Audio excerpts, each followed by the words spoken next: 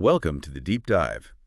It's genuinely kind of mind-blowing when you consider how insights from thousands of years ago can still feel so relevant, almost cutting edge sometimes. Absolutely. And that's precisely what we're digging into today. Our focus is on the Diamond Sutra, a really foundational Buddhist text. But we're approaching it through, well, the wisdom of Master Ching Kung's commentary. Yeah. And for you, our listener, especially if you value, getting knowledge efficiently, our goal here is to pull out the absolute core understandings from this commentary, stuff that really matters. And what's fascinating right from the get-go is how Master Ching Kung's commentary really helps us understand the context around the Diamond Sutra. We'll explore how ancient Buddhist scholars organized the Buddha's vast teachings. There's a system called Pan Jiao. Pan Jiao, okay. Yeah, and it's actually a really insightful approach to learning itself. Then we'll look at the incredible story of Kumarajiva, the translator who gave us the version of the sutra most of us actually read. Oh, the translator, right. And finally, we'll try to synthesize the central point, the ziki, they call it, the main thrust of the Diamond Sutra as Master Ching Kung presents it. Okay, Pan Jiao classifying the teachings. When I first hear that, it sounds a bit, academic, like library cataloging or something. Yeah. But the commentary suggests it was actually rooted in a real spirit of guidance. What's the core idea? Exactly. It wasn't just about sorting books. Think of it like this. The Buddha taught for 49 years. That's a massive amount of material, right? It's huge. So the purpose of Pan Jiao, as Master Ching Kung emphasizes, was really to create a kind of roadmap for beginners. Imagine trying to learn, say, quantum physics without any structure. You'd be totally overwhelmed. Yeah, absolutely lost. So these ancient masters wanted to distinguish the foundational teachings from the more advanced stuff, the initial steps on the path from the deeper explorations, just make it easier for everyone to start and then progress. The school curriculum analogy kind of works, but there's an added layer. Buddhist scriptures, especially the Mahayana ones, aren't just linear. You can revisit them at different stages of your understanding and get totally new, deeper insights each time. It's not like finishing Algebra 1 and never looking back. That makes sense. So it wasn't just about difficulty level, like easy versus hard. The commentary mentions root capacity and timing as key considerations. Mm-hmm. What do those actually mean? Precisely. It's more nuanced. Root capacity. Well, that speaks to the different inherent abilities people have and also the varying levels of karmic obstacles and delusion that individuals carry. Okay, so like natural aptitude plus baggage. Kind of, yeah. Some people might naturally grasp concepts more quickly, or maybe they have fewer ingrained negative habits, while others face, bigger hurdles. The ancient classifications broadly recognized superior, medium, and inferior capacities. Gotcha. And then timing is about presenting the right teaching at the right moment, under the right circumstances. Master Ching Kung uses the 5 periods of the Buddhist teaching to illustrate this idea of progression really well. The 5 periods? Okay, that sounds like a structured journey. Can you give us a quick rundown of that progression? Sure. So the first period, right after the Buddha's enlightenment, was the teaching of the Flower Garland Sutra, the Huayanjing. He taught this while he was in samadhi, this deep meditative state. Wow. Yeah. And this teaching was incredibly profound, directly addressing the realm of, fully enlightened beings. It was just way beyond what ordinary people, even many spiritual practitioners at the time, could grasp. So not exactly Intro to Buddhism 101. Not at all. Master Ching Kung shares this story about Nagarjuna Bodhisattva encountering the original Huayanjing in the Dragon Talus. Supposedly, it contained verses equivalent to 10 times the number of dust motes in a whole major world system. 10 times the dust motes. Wiki. I can't even picture that. It's mind-boggling, right? So the version we have now is considered just a condensed essence. It really makes you think about the sheer scale of the teachings. It really does. Okay, so what came next? Did things get a bit more grounded? They did. Following that initial super high-level teaching, the Buddha, out of immense compassion, shifted gears. He went to the deer part and taught the 4 Noble Truths to 5 of his early disciples. This is often likened to starting at a more basic level, the kindergarten level almost, with the Gama Sutras. Okay, makes sense. Building blocks. Exactly. Then, as his listeners' understanding deepened, he moved on to the more expansive teachings, the Vaipulya Sutras. The fourth period brought the wisdom teachings, and this is where our text, the Diamond Sutra, fits in. And finally, the Lotus Sutra and the Nirvana Sutra are seen as kind of converging back towards the really profound insights of the Flower Garland Sutra, representing a kind of culmination. So you see this very thoughtful unfolding of wisdom tailored to different capacities and times. It really paints a picture of a master teacher adapting constantly. And from this journey, different schools of classification emerged, like you mentioned, the Tiandayan and Huayan schools. The commentary touches on them. What were their main takes on where the Diamond Sutra fits? Right. So while various systems popped up, Tiantai and Huayan became really influential, especially after the Tang Dynasty. The Tiantai school, for example, used a 4 teachings framework. Tripitaka, shared, distinct, and perfect. Okay. And their view was that the Diamond Sutra actually covers aspects of the shared, distinct, and perfect teachings. So it's got fundamental principles, but also these advanced insights leading right to ultimate understanding. So versatile. Very. Then the Huayan school, also known as Jianshou, they used a 5 teaching system: small, beginning, final, sudden, and perfect. They mostly placed the Diamond Sutra in the beginning teaching. That's the early Mahayana focus on emptiness. Right. But they also saw its connection to the perfect teaching, highlighting its ultimate goal. So even within Buddhism, you had these different perfectly valid lenses for understanding the teachings. It just shows how rich and deep the tradition is, you know? Definitely. And Master Ching Kung's commentary also brings in this other perspective from Jiang Jushi, who apparently studied for 40 years before offering his classification. How did he see the Diamond Sutra? Yeah, Jiang Jushi's view is quite distinct. He classified the Diamond Sutra as the great teaching of ultimate perfection and suddenness. Wow, that sounds significant. It does, doesn't it? He saw its key characteristics as, well, the non-duality of subject and object, the simultaneous stopping of delusion and manifestation of wisdom, a really deep grasp of the emptiness of all realms, and the complete fulfillment of all practices all rolled into one. So incredibly profound. Exactly. And Master Ching Kung emphasizes Jiang Jushi's belief here, that those who truly get the sutra's meaning, who have unwavering faith in it, and can actually uphold its teachings in their lives, they possess the capacity for this incredibly profound, direct path to enlightenment. It suggests the Diamond Sutra isn't just another scripture. It holds a particularly potent, almost immediate path for those who are ready for it. That idea of classification really does highlight the immense scope of the Buddha's wisdom and the real care taken to make it accessible. Okay, let's shift focus now to the translator. The person who brought us the Diamond Sutra in its most widely known Chinese form, Kumarajiva. The commentary points out his significance and the historical backdrop, the Yaoqian dynasty. What's important to understand there? Kumarajiva is absolutely central. He's the translator of the version that became by far the most influential in the Chinese Buddhist world. Yaoqian refers to the later Qin dynasty, which is around from 384 to 417 CE under Emperor Yaoxing. Yeah. And Master Ching Kung recounts the story. Kumarajiva was actually sought after by the former Qin dynasty first, but because of various political upheavals and wars, well, let's just say his journey was delayed. He ended up spending years in Liangzhu before finally arriving in Chang'an, the capital of the later Qin, in 401 CE. So a bit of a detour. A significant one. But that historical period under Emperor Yaoxing was crucial. It provided the stable environment and, importantly, the imperial support needed for Kumarajiva to do his monumental translation work. And his title, Tripitaka Master, the commentary makes a point that this isn't just a nice name, right? It signifies something quite deep, academically and spiritually. Oh, absolutely. Tripitaka Master is a heavyweight title. It signifies profound mastery of the 3 baskets. The Tripitaka, that's Sutra, the Buddha's discourses, Vinaya, the monastic rules and discipline, and Abhiharma, the philosophical and psychological analysis. Okay, the 3 main categories. Exactly. And as Master Ching Kung points out, these 3 directly correspond to the cultivation of samadhi, which is concentration, Vinaya, ethical conduct, and prajna, wisdom. So it's not just about book learning, it reflects a really deep level of understanding and practice across the whole spectrum of Buddhist teachings. The Tripitaka acts as a benchmark, for guiding your practice and also for verifying spiritual attainments. So the scriptures and the rules, they aren't just abstract ideas. They're practical guides for how to live, how to think. The commentary even quotes Master Shandao about sticking to the scriptural meaning. Precisely.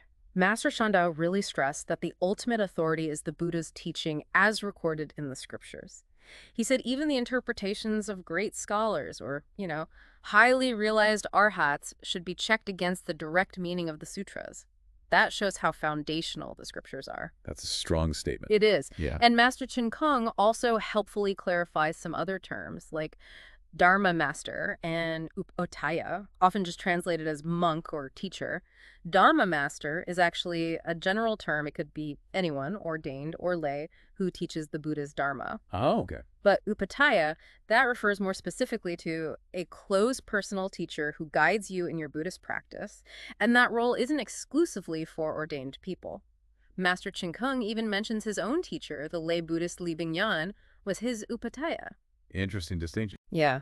And he also makes a point to say we should really reserve the title Great Master exclusively for the Buddha himself. These distinctions, they help us understand the different roles and maybe levels of spiritual authority within the tradition. Those clarifications are really useful. Now tell us a bit more about Kumarajiva, the person. The commentary mentions his Sanskrit name, his pretty remarkable early life. What stood out?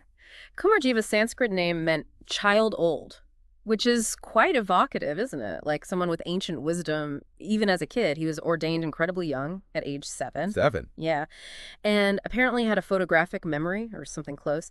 The commentary says he could recite 1,000 gethas. Those are short verses summarizing teachings every single day. Wow.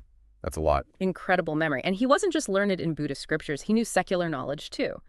As we said, he got to Chang'an in 401 CE, and Emperor Yaoxing held him in such high regard he was basically treated as the national teacher.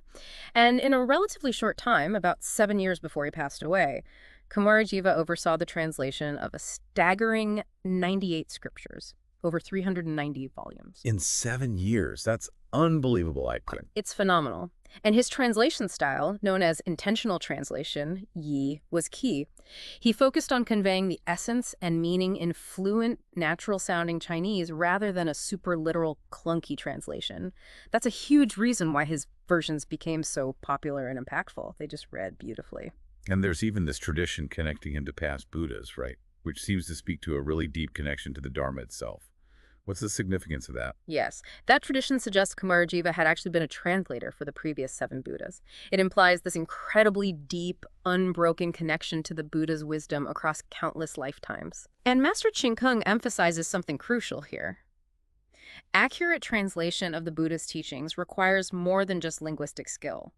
It requires personal realization, what they call awakening Buddha. So you have to understand it deeply yourself. Exactly. He contrasts this with some modern translation efforts where, someone might be academically brilliant with languages but lack that deep experiential understanding of the Dharma, and the translation just falls flat. He even gives an example of an English translation of Master Tangsu's work that wasn't well received, apparently. It highlights this need for what's called Buddha's empowerment, Foli Jiachi. Buddha's empowerment. Yeah, it's this idea that this kind of blessing or support arises when the translator has a really sincere, pure aspiration that's aligned with the Buddha's own intention to benefit beings.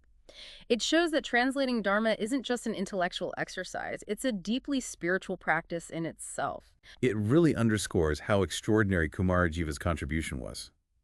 Okay, finally, let's get to the core message. The Zik of the Diamond Sutra itself, as presented in Master Ching Kung's commentary. He draws on Master Tangsu's summary, highlighting 3 key aims, starting with detachment from appearances, Li Sheng. What's the practical meaning of that? Right. Master Tangsu laid out these 3 core aims. The first, Li Sheng, detachment from appearances, is seen as absolutely crucial for achieving liberation, jituj, and also for eliminating karmic obstacles, xiao zuyei. Okay, liberation and clearing karma. How does it work? It's accomplished by practicing all good deeds, being generous, ethical, patient, etc., but without any attachment to the forms they take. No attachment to the results or even to the idea that I am the one doing the good deed. Doing good without expecting anything back or even taking credit. Exactly. As the commentary puts it, Li Sheng detachment is fundamentally about cultivating wisdom, by contemplating emptiness, guankun. But, and this is key, it's not just about emptiness. It has to be coupled with shushan, cultivating goodness, but without dwelling in that emptiness, buzuchung.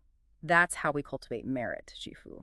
So wisdom and merit together. not just one or the other. Precisely. The commentary even quotes that line, homage to the Buddha, the two-footed honored one, Gui Fo Er Zusun. The 2 feet represent the Buddha's perfect balance of wisdom and merit. It also points out that, just cultivating merit without wisdom might lead to good rebirths, maybe wealth or status, but not necessarily to liberation from the cycle of suffering. Right, you'd still be stuck, just in a nicer part of the cycle. Exactly. So Li Xiong, detachment wisdom, is seen as the primary practice, while Xu Shan, cultivating goodness merit, is the essential supporting practice. It's how we engage with the world actively, but without getting tangled up in its illusions. That makes sense. And the commentary adds a couple of really interesting points here. One is that even seemingly fixed karma, dingye, can actually be transformed. But this requires seeing one's true nature, that awakening we talked about. Okay, so deep insight can change even seemingly inevitable outcomes. That's the idea. And perhaps most powerfully, it suggests that having unwavering faith and vowing to be reborn in the pure land of ultimate bliss, Amitabha Buddha's pure land, is actually equivalent to reaching the level of a 7th or 8th ground bodhisattva. Wow, that's a very high level. Extremely high. And the implication is that for such a person, their fixed karma has already been transformed. It really highlights the incredible power and accessibility of the Pure Land recitation practice. Okay, that's Lei Qian. The second core aim mentioned is non-abiding wuzu, which is linked to developing prajna wisdom. How does this differ from just being detached? That's a really important distinction. Wuzu, non-abiding, is more like the active application of that detachment in real time. It's about how we engage with the world moment by moment. Okay, so detachment is the state. Non-abiding is the practice. You could put it that way, yeah. The guiding principle here is that famous line from the sutra. Abiding nowhere, yet give rise to the mind. Yengu sumzu, er sheng kijin.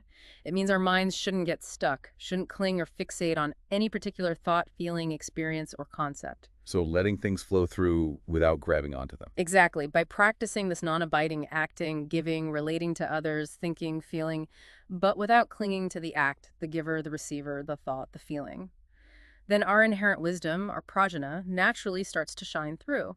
It's about living with a mind that's open, flexible, not constantly trying to nail things down. It sounds challenging, but also incredibly freeing. It is. And that leads us to the third aim. No dharma, woof wee, which leads to realizing the dharmakaya. This sounds like it really gets to the heart of the teachings on emptiness. It absolutely does.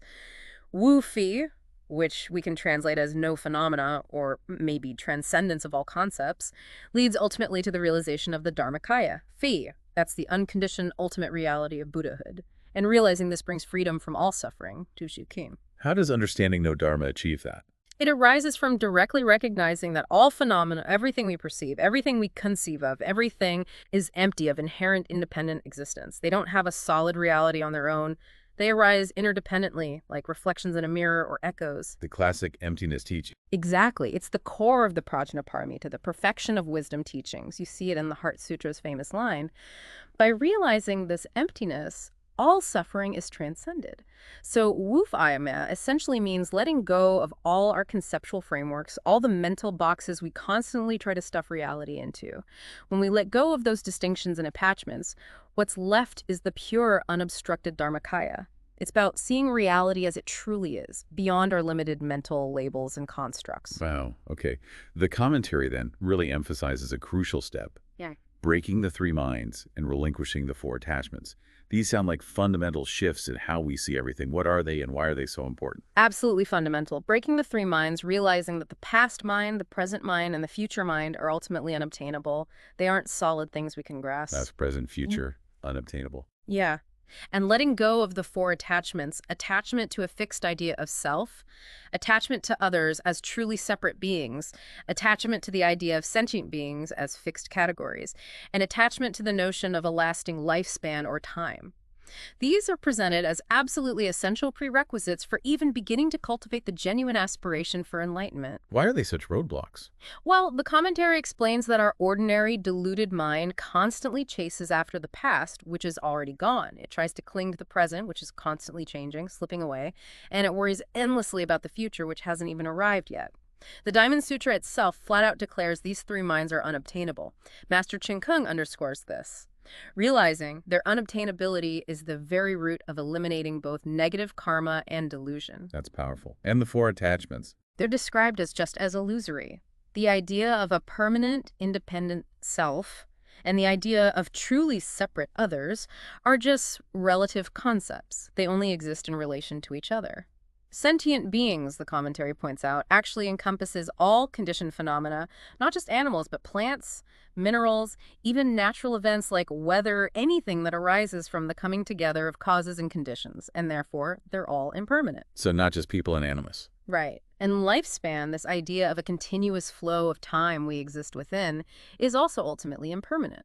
The sutra uses those famous similes like a dream, an illusion, a bubble, a shadow, like dew, or a flash of lightning. They're fleeting. Dream, bubble, dew, lightning. Yeah. Beautiful imagery for impermanence. Isn't it?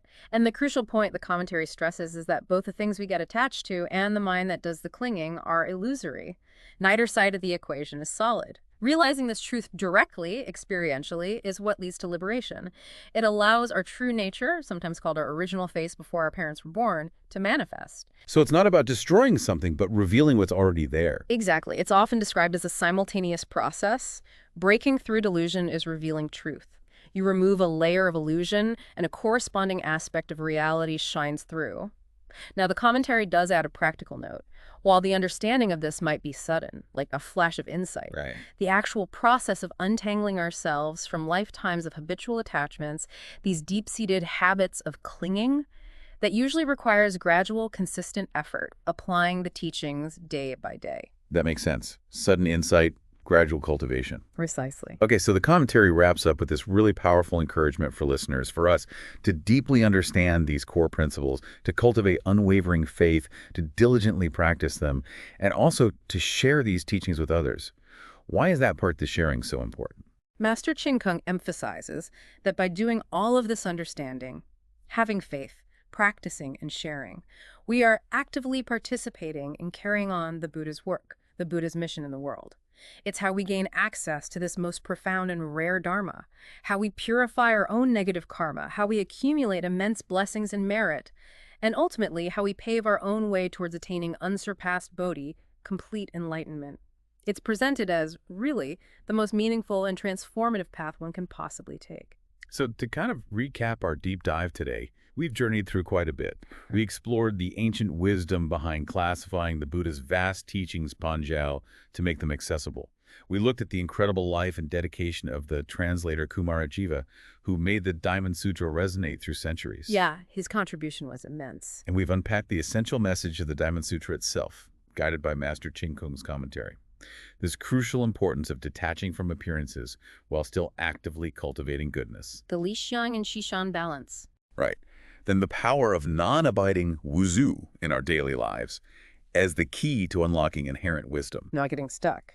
And finally, that ultimate understanding of emptiness, wu fui, which transcends all our conceptual limitations and leads to true freedom. Absolutely. And what's really significant here, I think, is how these ancient insights, so carefully preserved and transmitted through the efforts of countless dedicated scholars and translators like Vajracchedika, continue to offer such a profound and, importantly, practical path for understanding ourselves and the nature of reality even today. Yeah. For you, our listener, especially if you're seeking knowledge that truly makes a difference, grasping these foundational elements, the context, the core message, really provides a solid framework. It's a powerful basis for any further exploration into Buddhist wisdom and really for your own journey of personal and spiritual growth. This has been a truly enriching exploration. Thank you. And it leaves me kind of pondering this thought. Given the Diamond Sutra's really profound emphasis on non-abiding, on wuzu, how might we look at even our most deeply held beliefs and identities, the very stories we tell ourselves about who we are, and consider how maybe, just maybe, letting go of those fixed narratives could open us up to a deeper, more fluid, perhaps more authentic understanding of ourselves and the world around us? That's a fantastic question to sit with. Letting go even of cherished ideas. Yeah, definitely something to consider as we move forward. Thank you so much for joining us on this deep dive.